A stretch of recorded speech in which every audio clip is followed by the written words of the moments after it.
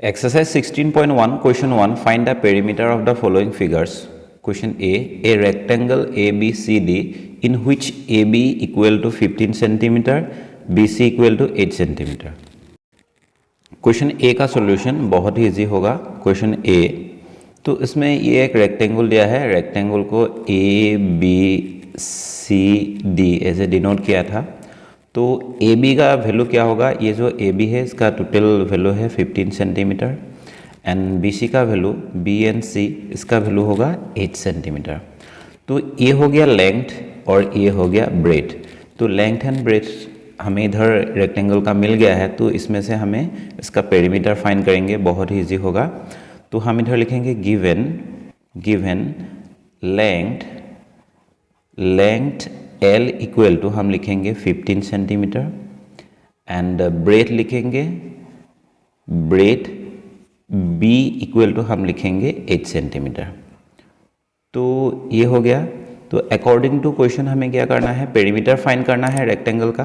तो हम इधर लिखेंगे perimeter of the rectangle, perimeter of the rectangle A B C D equal to हम लिख सकते हैं 2 इंटू, इधर हम ऐसे इंटू लगा सकते हैं L प्लस B. तो 2 ये L का वैल्यू इधर हमें मिला 15 सेंटीमीटर एंड B का वैल्यू इधर मिला हमें 8 सेंटीमीटर. तो पहले हम क्या करेंगे? इन दोनों को ऐड करेंगे तो 23 आएगा. 23 इंटू 2 करेंगे तो 23 इंटू 2 जब करेंगे तो उसका वैल्यू आएगा 46. ये भी सेंटीमीटर में है, ये भी सेंटीमीटर में है. तो हम फाइनली आंसर लिखेंगे. इसका पेरीमीटर क्या होगा? पेरीमीटर होगा 46 सेंटीमीटर. यही इसका आंसर है. Question B, a square P Q R S in which P Q equal to 17 centimetre. तो इसका हमें पेरीमीटर फाइंड करना है. अकॉर्डिंग टू आवर क्वेश्चन ये हो गया इसका डायग्राम. मान लो ये पी है, क्यू आर एंड एस. ये एक स्क्वायर है, तो उसका जो पी क्यू का जो वैल्यू होगा, P Q equal to Q R equal to R S equal to P S. ये सभी जो साइड है साइड सेम होगा. तो ये सभी साइड इक्वल टू वैल्यू जो भी मिलेगा सेम है, क्योंकि पी क्यू इक्वल टू 17 दिया है. तो उसका ये सभी जो इस आर्म और ये सभी आर्म की इक्वल 17 सेंटीमीटर ही होगा, क्योंकि ये एक स्क्वायर है. तो इसका जब हमें इस स्क्वायर का जब हमें पेरीमीटर फाइंड करना पड़ेगा तो हम कैसे लिखेंगे? Perimeter of the square. तो बी का सॉल्यूशन लिखेंगे perimeter of the square P Q R S equal to हम लिखेंगे 4 इंटू साइड लिखेंगे. तो ये 4 हो गया. Side one side equal to value कितना दिया है? साइड इक्वल टू वैल्यू दिया है. अगर हम चाहे तो इसको ऐसे लिख सकते हैं given side equal to value दिया है 17 सेंटीमीटर. तो इधर हम पुट करेंगे 17. तो इन दोनों को जब मल्टीप्लाई करेंगे तो वैल्यू कितना आएगा? वैल्यू आएगा 68 सेंटीमीटर होगा. तो आंसर होगा ये जो square P Q R S है इसका टोटल पेरीमीटर होगा 68 सेंटीमीटर. यही इसका आंसर है. Question C, an equilateral triangle XYZ in which XY equal to 7.5 centimeter. According to our question, XYZ ये एक equilateral triangle है. इस triangle में XY का वैल्यू दिया है 7.5 सेंटीमीटर. लेकिन ये जो equilateral triangle है इसकी प्रॉपर्टी की अकॉर्डिंग क्या आता है? XY मतलब ये जो साइड है इस साइड और इस side YZ equal to XZ. ये सभी साइड क्या होगा? सेम होगा, क्योंकि ये एक इक्विलेटरल ट्रायंगल है. तो XY YZ and XZ equal to हम लिख सकते हैं XY इक्वल टू हम लिख सकते हैं 7.5 सेंटीमीटर. तो इसका सॉल्यूशन करेंगे. बहुत इजी होगा.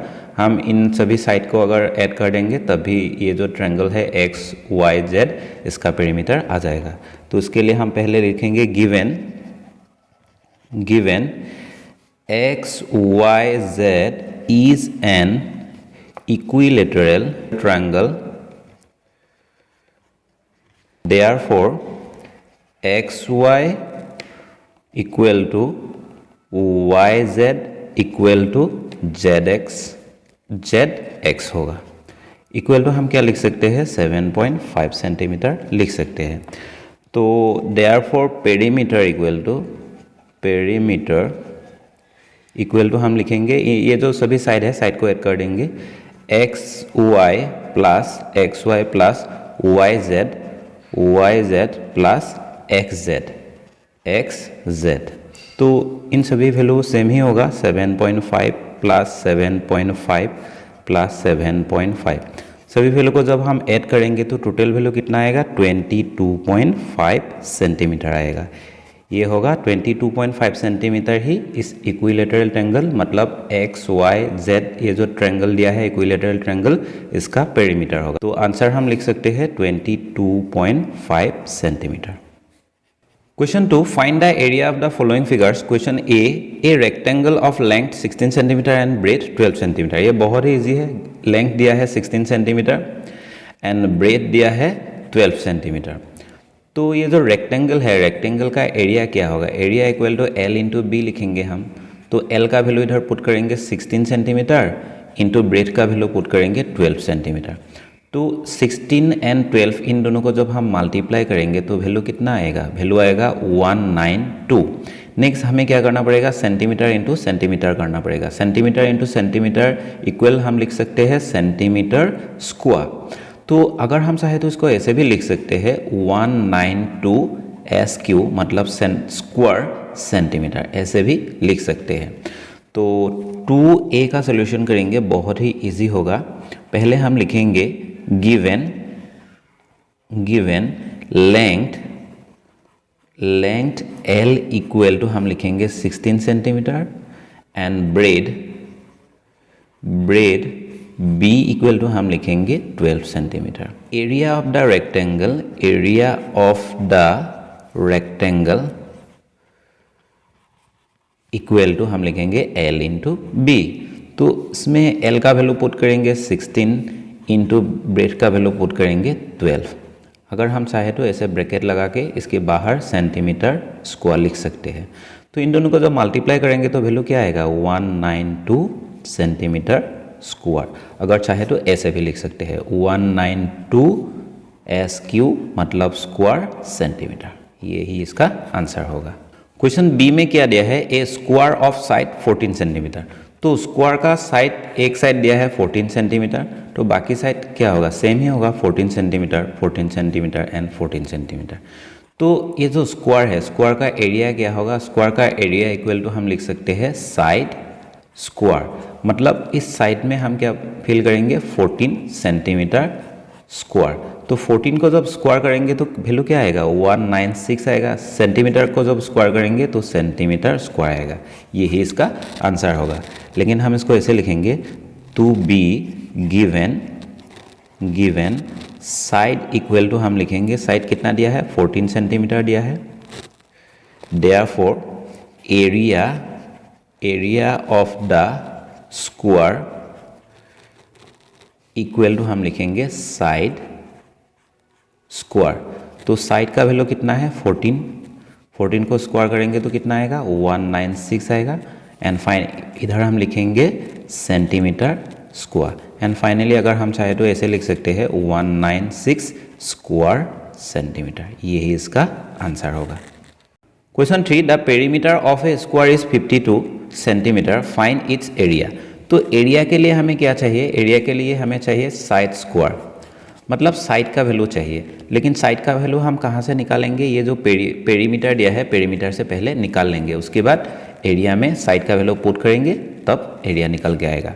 तो 3 का सॉल्यूशन हम करेंगे, बहुत ही इजी होगा। हम लिखेंगे perimeter of the square equal to क्या लिख सकते हैं? 52 लिख सकते हैं। तो ये जो पेरीमीटर ऑफ द स्क्वायर है ये पेरीमीटर है। पेरीमीटर का फॉर्मूला इधर हम लिख देंगे 4 इंटू साइड लिखेंगे। 4 इंटू साइड इक्वल टू 52। तो इसमें 4 मल्टीप्लाई हो रहा है तो इधर जब आएगा ये क्या होगा? डिवाइड होगा। तो साइड इक्वल टू हम लिख सकते हैं 52/4। तो 4 से 52 को हम कटेंगे तो कितना टाइम्स निकल के आएगा? 13 टाइम्स।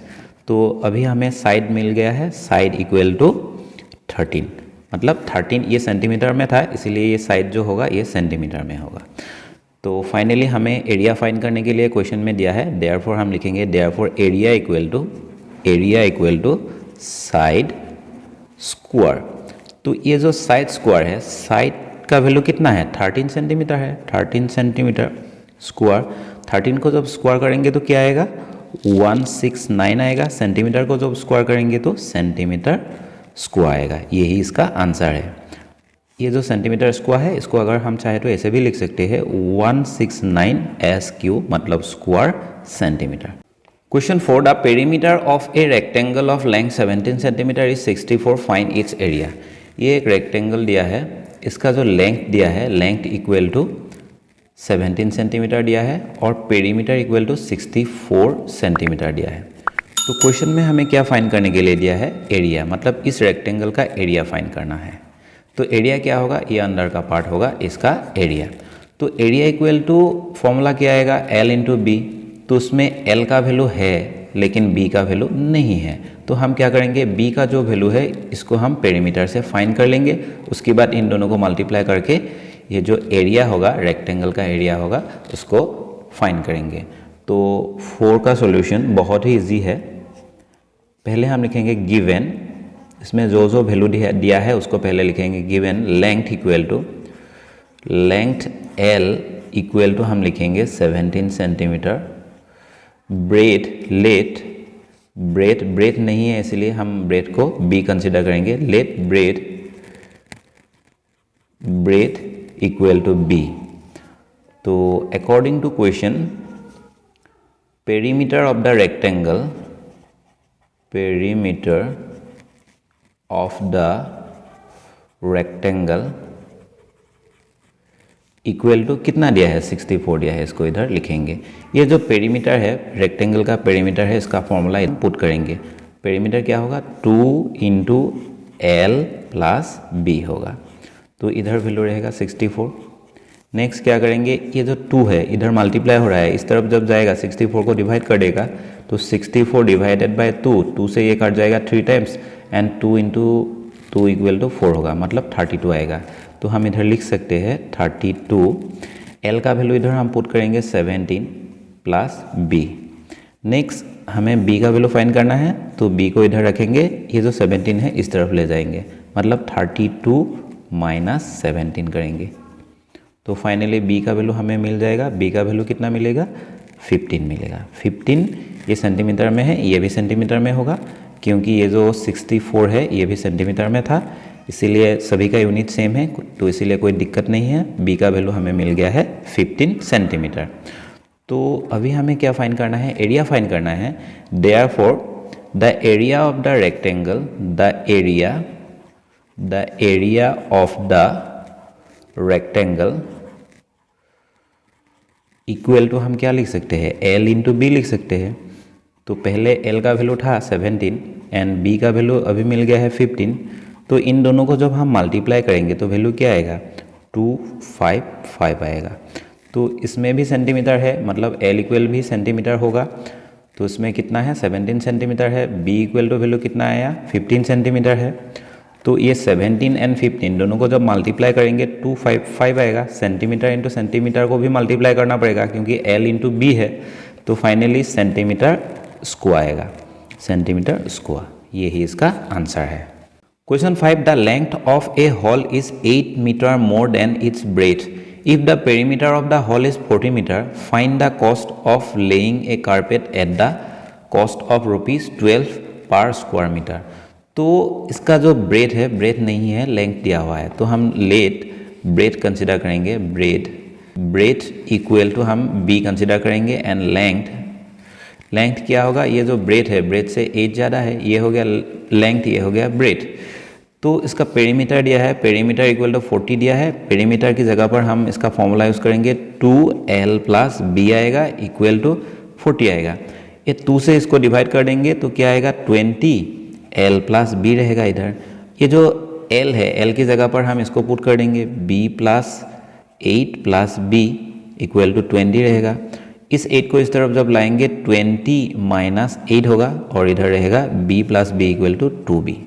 तो इसमें से हमें जो पेरीमीटर इक्वल टू 40 ऐसे हमने लिख दिया, पेरीमीटर का फॉर्मूला इधर लिख दिया, फिर पेरीमीटर की फॉर्मूला में हमने लेंथ एंड ब्रेथ ये जो दोनों वैल्यू है वैल्यू को पुट कर दिया।